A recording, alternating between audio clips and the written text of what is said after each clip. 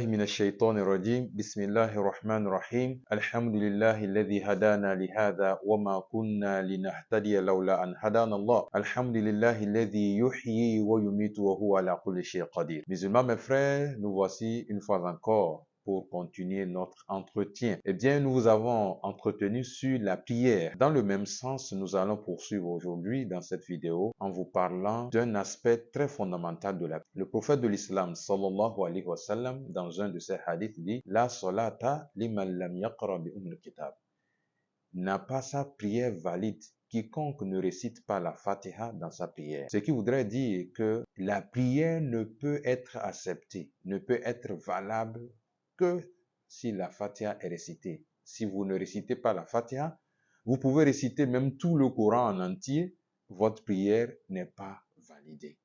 Musulmans, mes frères, c'est pourquoi cette Fatiha-là, qu'est-ce que c'est la Fatiha? C'est l'ouverture, comme c'est écrit dans le Coran, la Fatiha. Pourquoi aussi une telle importance pour cette Fatiha? L'ouverture, comme le nom l'indique, c'est la clé qui ouvre la prière. Quel que soit, nous avons parlé dans une vidéo précédente des unités de prière, Fajr, Zuhr, Asr, etc., 3, 4, 2 rakat. Quelle que soit la prière, la Fatiha est obligatoire. Vous devez réciter la Fatiha. Mais nous allons essayer dans cette vidéo d'attirer notre attention sur ce que dit cette sourate, la Fatiha.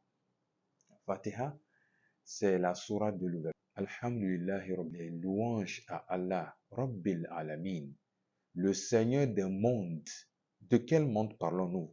Du monde en bien visible et invisible, physique et métaphysique. La Fatiha nous dit c'est à Allah qui est le maître de ces univers. Ar-Rahman Ar-Rahim, le tout miséricordieux, le très miséricordieux. Maliki Yawmiddin, c'est le maître du jour de la rétribution.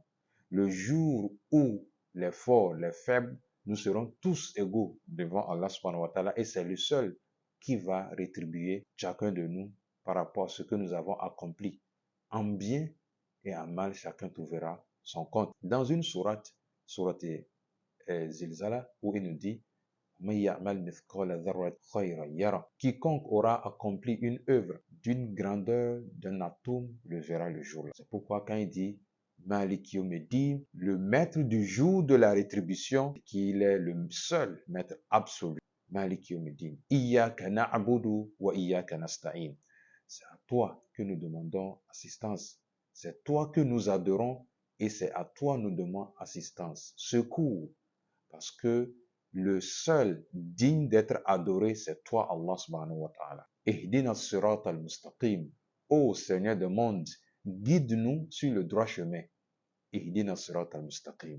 Vous savez, ce verset-là nous amène à comprendre l'humilité du musulman face à son Seigneur Allah subhanahu wa ta'ala. Il se dit déjà guidé.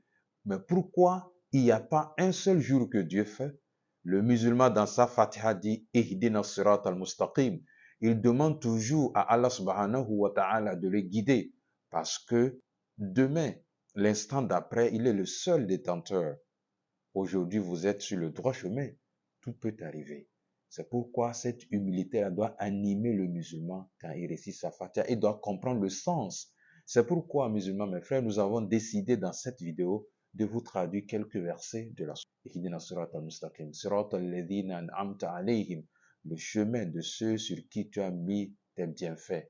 Ghayril maghdubi alayhim waladdallin.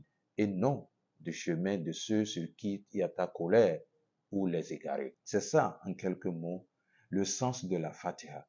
Donc, musulmans, mes frères, si peut-être l'imam ou alpha dans sa prédication vous dit que la salata liman lam yaqra bi kitab, vous devez comprendre le sens profond de cette sourate qui est une charnière incontournable dans la prière. C'est pourquoi, même si vous ne maîtrisez pas toutes les sourates, même pour celui qui vient d'embrasser l'islam, la première des choses par rapport à la prière, s'il ne peut pas du go, tout droit commencer par réciter la Fatiha, ça lui prendra du temps. Même les quelques premiers versets, il doit pouvoir répéter ça pour au moins maîtriser la Fatiha. Je pense que le message est passé.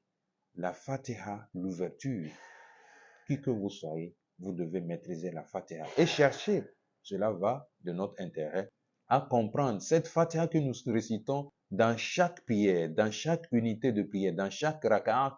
Que dit cette Fatiha-là? Eh bien, c'est le sens que donne la sourate al-Fatiha. Nous pensons que le message est passé. Nous allons nous arrêter aujourd'hui. Pour les prochaines fois, nous allons revenir, Inch'Allah, sur quelques aspects de la prière et donner encore d'autres détails, peut-être les conditions dans lesquelles la sourate al-Fatiha, la sourate de l'ouverture, est révélée au prophète de l'islam, Muhammad sallallahu alayhi wa sallam. بهذا وقد وصلنا إلى نهاية هذا الفيديو. شكرا لكم والسلام عليكم ورحمة الله وبركاته.